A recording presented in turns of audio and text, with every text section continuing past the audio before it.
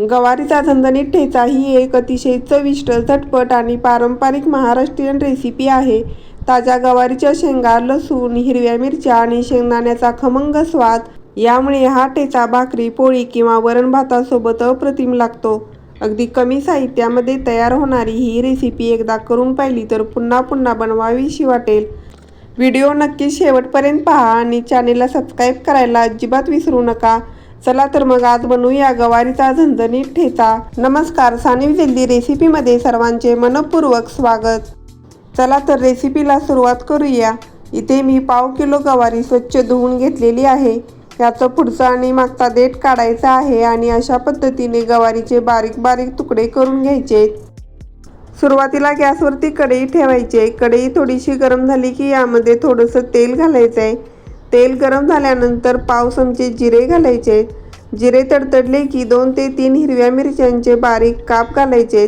7 ते 8 लसणाच्या पाकळ्या घालून थोडंसं परतून घ्यायचं आहे. मिरच्या तेलामध्ये छान खमंग भाजून घ्यायच्या आहेत. आता यामध्ये पाव चमचा हिंग घालायचा आहे. हिंग घातल्यामुळे ठेच्याला खमंग सुगंध येतो.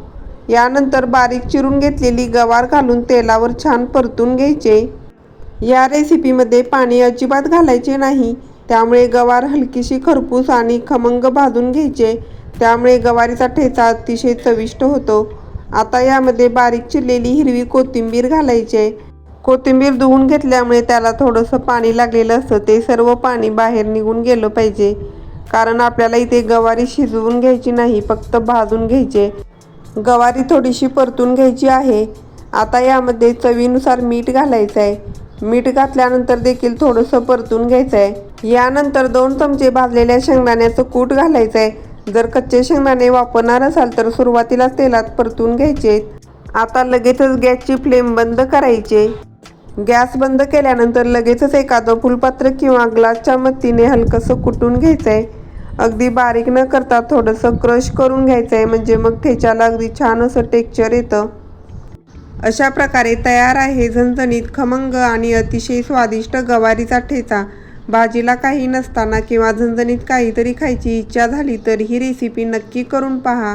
हा ठेचा भाकरी, पोळी किंवा वरण भातासोबत अप्रतिम लागतो.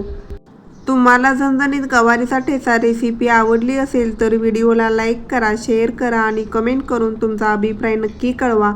चॅनेलला अजूनही सबस्क्राईब केले नसेल तर सबस्क्राईब करायला विसरू नका.